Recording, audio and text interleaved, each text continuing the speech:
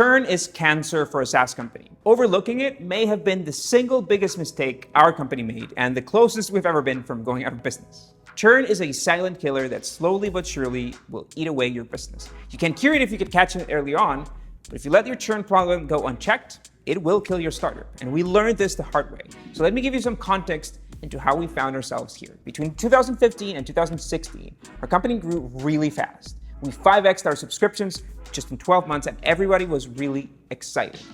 In 2016, we raised the second part of our seed round, and it was the easiest money that I've ever raised. It was obvious that we were onto something with Slidebean, and the diligence process that the investors had to do was actually pretty smooth. There was inevitable FOMO on Slidebean. And I remember one investor coming and saying that they were going to pass because our churn was too high. And at that point, nobody was really paying much attention to churn. And let me show you why. You'll see that we were adding $6,000 to $7,000 in new subscriptions every month. In the second half of 2016, that grew to 10,000 to 12,000 subscriptions, new MRR every month, which again, got everyone really excited at the time. We were consistently adding 4,000 to 5,000 in net MRR and moving fast towards the $1 million annual run rate. By the way, I'm fast tracking through some terms like monthly recurring revenue, ARR, assuming that you've already seen some of our videos. If you haven't, you want to hit pause and go watch this specific one, SaaS metrics. I promise you, it'll help you make a whole lot more sense of everything that's coming in this video. So the big number of new customers made us ignore the number of lost customers. And we only focused on that pretty growing MRR chart. And it's easy to miss what's happening under the hood. So let me show you what we did to fix it. The first part was understanding the why. Why do people churn? In general, people cancel because they're not getting enough value out of a subscription, not enough to justify the price, period. That's really the only reason. You can talk all you want about onboarding, aha moments, and cancellation flows. It all comes down to the value obtained versus the price. The more value you bring to your customers, the more money you can get away with charging. And I get this question a lot. What should be the pricing of a SaaS product? From the retail world, we are maybe accustomed to thinking about margins. We mark up the manufacturing price to generate profits from that. In software, it's really different because software is really cheap to operate. So we could very much leave money on the table if we aren't aggressive enough about pricing. My take on this here is that the pricing should be as much as we can get away with charging. That's simple enough. You can find that number by testing. There's no way to guess it. And user interviews and surveys are not going to give you the final answer on this. They might guide you, but you need to test.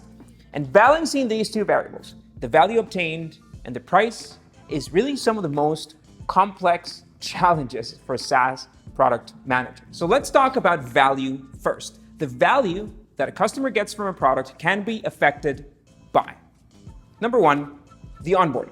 So if you are not onboarding your customers correctly, if you're not explaining what the tool does, then the customers won't extract enough value out of it because maybe they just don't know how.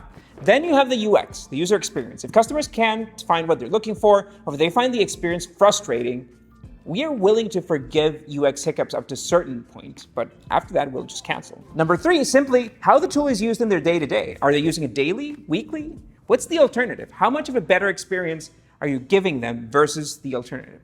Some examples from our own book. We use Intercom for our messaging, for our onboarding, for our emails, for our support, and for our newsletters. And it's over $5,000 a month for us. It's one of our most expensive SaaS platforms, but we couldn't really live without it. The alternative doesn't have all the features, so we just have to mix a bunch of different tools, and it would still cost us somewhere in that range. Another service that has us locked for life is Churn. It's the platform that you've been seeing in some of our YouTube videos when we refer to SaaS metrics, and the one you saw in this video. We've been tracking our SaaS KPIs there for years, and that set of features gives us what we need, and we don't want to go through the process of migrating all of this data elsewhere. It's just a lot of data. Another variable you might have noticed here is how hard it is to leave. So for B2B software, you want to find something that embeds deeply in the work pipeline of your customers so that they depend on your tool. Those are the companies that thrive. Look at Slack, or heck, look even at Microsoft Office. So your focus as a founder or as a product manager, and you're probably going to be both for a little bit when you're starting a company, is creating a product that adds a clear value to your customers' lives. It can't be just a nice to have. Ideally, it should be an I can't live without it type of relationship. And there are a lot of ways that you can measure this. First, you want to ask them. You want to get into conversations with your customers. I do probably 20 or 30 user calls a month, and that gives me this qualitative view. As much as those calls are focused on helping them in whatever they can, in whatever I can, I'm taking notes. I'm asking which features they found or haven't found useful, and the ones that they've been using more frequently. For a more quantitative approach, we have a little survey that you can use. You've probably seen it before. How disappointed would you be if you could no longer use Slidebean? Another standardized measure for this is the NPS surveys, the NPS score, Net Promoter Score. The question is, how likely are you to recommend Slidebean or any product to a friend? There's a 0 to 10 meter. So any answer below 6 is considered bad. So that's -1 point. Answers between 7 and 8 are considered average, so that's neutral or 0. And then the answers that really speak passion about the product are 9s and 10s. So the sum of your NPS score answers should be somewhere between 20 and 40. 40 plus is considered great, 70 plus is considered world class. Now, all of these indicators can be considered predictions for churn. What we do is we pool this data into chart modules so we can look at the aggregated data based on the NPS score and understand the likelihood of one of these customers churning, or even our effectiveness in getting people from 9 to 10 to 7 and 8 month over month, and how much revenue we get from each one of those groups. Last but not least, you can also ask them why they're leaving. You've seen this quite a lot in cancellation flows, and this is valuable information by any means, but there's a big catch there, which is that there's not a lot that you can do if a user has already canceled. Your chances of re-engaging them at this point are pretty slim. So what you can use is to plug those reasons into your data and then study why they're canceled. Now, in our case, most of the cancellations we were seeing in 2016 could be summarized as this story. I like your product, I just don't need it anymore. And that was very painful to hear. The story was consistent. I can still see it in my 2016 nightmares. 9 or 10 NPS score, great customer satisfaction. I just don't need to make presentations anymore. But that answer will be different, of course, from company to company. You might be getting complaints, on missing features or bugs. And those, I would say, maybe they're easier or generally easier to tackle, easier to address, because the customers are pretty much telling you what you want, what's driving them away. And again, as long as you're taking the time to track it and to make good decisions, you're good. But our cancellation reason reflected a deeper, a more fundamental problem with our product. And this was combined with the fact that our second most common reason for canceling was pricing. People were saying the product was too expensive. So we figured, well, maybe we're going to play around with pricing as a solution. And boy, were we wrong. I like to call this stage of our process half measures, because I love Breaking Bad, and this is a Breaking Bad reference. So half measures and pricing. Now remember, two variables affect churn: the value and the pricing. We have experimented with pricing a lot. We started with $4.99, then went to $29, and then to $79 a month. Now, our biggest lesson from all of this is that when converting people, people are less sensitive to pricing than you might think. One of our biggest breakthroughs as a company when we were starting up was that we discovered that the amount of people that we could convert on a $4.99 a month plan versus a $160 a year annual only plan was pretty similar. Conversion rate was only slightly affected with the latter pricing, and we of course made a lot more money with the year subscription. Now, our first thesis to solve our churn was allowing customers to pay to unlock a single presentation rather than a subscription. So we ramp up the price of the subscription so that only customers that are power users and that are really gonna present choose the subscription route, and the others can just unlock the presentation. So we settled for a single presentation unlocked at $29, and then monthly plans starting at $49 and then $79. And I think the thesis is not that bad. If we look back, I think the thesis was kind of solid, I think. What would you say? But boy, did it fail. At first, we saw a nice spike of non-recurring revenue, which ChartMogul reported separately so we could keep track. And then while the number of subscribers was reduced, we still saw a decent amount of people that were picking the subscription option. But the real problem, churn, would come bite us a couple of months later. The new higher pricing spiked churn to 25%. People were kind of accepting this new pricing to convert, but they were really sensitive about it, and they would cancel in a month or two. And of course, the value that this product was bringing was not $79 worth. Again, we thought only power percenters would pick the plan, but that really wasn't the case. Even worse, our NPS score dropped a lot. People were suddenly much more sensitive to bugs and stuff that they couldn't solve in the platform as expected. And they expected more hands-on support on a $79 plan.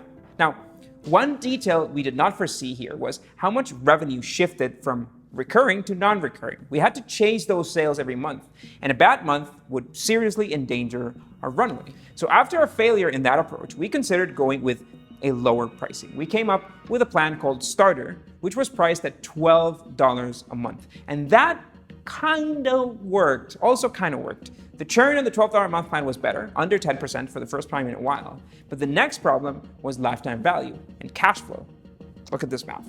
On a $79 a month plan with 20% churn, your average lifetime value per customer is $395. That means the average customer stays on the platform for about 5 months, not a long time. But for cash flow, you're collecting $395 in 5 months. Now, don't get me wrong, that level of churn will kill any business. But at the time, we were acquiring customers for about $50. So we spent $50 and we recovered them the first month. And then we make $345 worth of profit within the next 5 months. On a $12 a month plan with a 5% churn rate, your lifetime value is $240. It's less. And worse than that, it takes 20 months to collect that money. It takes you 4 months to recover the $50 you spent bringing the customer. So we had sort of solved the churn problem, but the pricing created other serious cash flow problems for us. So the lesson with these pricing changes, you want to experiment, yes, but you want to always keep in mind how these experiments are going to affect your cash flow and your other metrics. Your job as a CEO is not running out of money. In this case, these metrics broke our profitability. But in a company looking to raise funding, they could affect the story that you're telling investors if suddenly your revenue drops. The good thing is we learned a lot from the behavior of our customers, and it allowed us eventually to solve the problem with full measures. But before, some other half-measure ideas. Pricing experiments weren't the only effort that we were making to improve retention.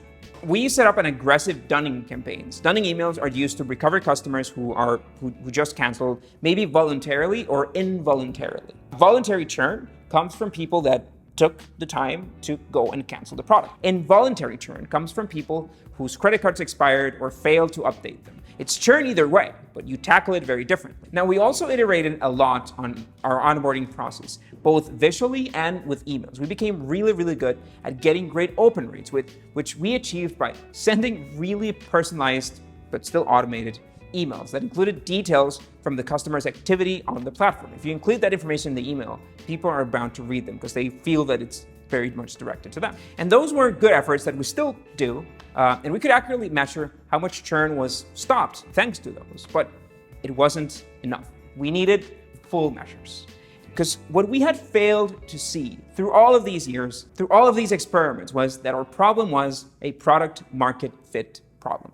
Product market fit is this elusive achievement for startups. It happens when you find the ideal combination of product and target audience. When you find this sweet spot, suddenly your marketing starts working better, your NPS gets higher, and your retention goes up. It's a very Cinderella kind of moment. And once again, the answer, oftentimes, you can find it in the data. So when we set out to build Slidebean, we created this alternative to PowerPoint, right? This alternative to designing presentations. Content first, automated design. We thought of it as a platform for a lot of different types of customers. Now, a lot of customers could use this. It worked for teachers and for professors. It worked for sales teams, for consultants, for marketers, and for account executives. Essentially, anybody who needed to present often and who cared about those presentations, who cared that they looked good. While we didn't know what the customers were doing in the platform because we really don't have access to the slides, we could still see what templates they were picking. So we could classify these customers as startups or marketers or salespeople or academic use. And lo and behold, how our churn numbers were drastically different for the startup group. They were staying longer. They were using the platform more. They were rating us better on the NPS scores. And this was the beginning of a company-wide pivot. Over the course of the next couple of years, actually, we embraced how the ideal use for Slidebean seemed to be pitch decks. That required us to refocus our marketing into something like these videos, and even to refocus our product, we wanted to redo and rename some features. These customers were already clearly better customers for us than the rest. So now it's just a matter of improving the experience. doubling down. So aside from features and marketing, we made a key change in our business model after we understood who this audience was. Because if you're using Slidebean for pitch decks, why would you pay for the product monthly? Pitching investors is not a monthly thing. You don't make a pitch and are done and finished raising money in 30 days or in 90 days. Raising money takes easily 6 months. So what if instead of thinking of months, our pricing reflected the length of the fundraising process? That would have made up for a 6-month or a 9-month plan. But in the end, that was a little bit confusing. So we ended up with a 12-month plan, an annual plan that would make sure founders were covered for the whole extent of this fundraising process. So when we switched to annual-only plans, and you might think that we're just cheating on churn, right? We're forcing people into a 12-month commitment with no ability to cancel monthly. But if that were the case, then the retention at the 13th month would be similar to the monthly plans, right? Well, no. We improved that by about 4x. The number of customers that were still with us after their first chance to leave was 4 times higher than with the monthly plans. And the reasons behind that are a complex combination of variables that we probably haven't fully understood yet. It definitely has to do with us having more time to make sure that we get value, that we show customers how to get value out of the product. And it definitely has to do with customers having more time to use the product and more time to get more and more presentations into the platform, thus making canceling the product a more difficult choice. And the change is not without its set of problems. We know the conversion barrier is higher when the pricing is very steep for customers, especially customers outside the US. And trust me, we're trying to figure that out as well. So the lesson for all of this is don't be afraid to experiment, but use your data to make better decisions. Which brings me to our sponsor for today's video. We have been using Churn module for years, and we're excited to announce that we've signed a partnership with them to sponsor some videos on our channel. This in-depth look at Slidebean's churn and metrics and several of our upcoming videos would not be possible without the incredible data that Churn module provides. Truly, all of our data lives with Churn module. But what's cool for you is that Churn module is offering access to its tools for free if your business has less than $10,000 in MRR. So if your business has more than $10,000 in MRR, you can still go to churnmodule.com/Slidebean and you'll get a $50 a month discount for 12 months.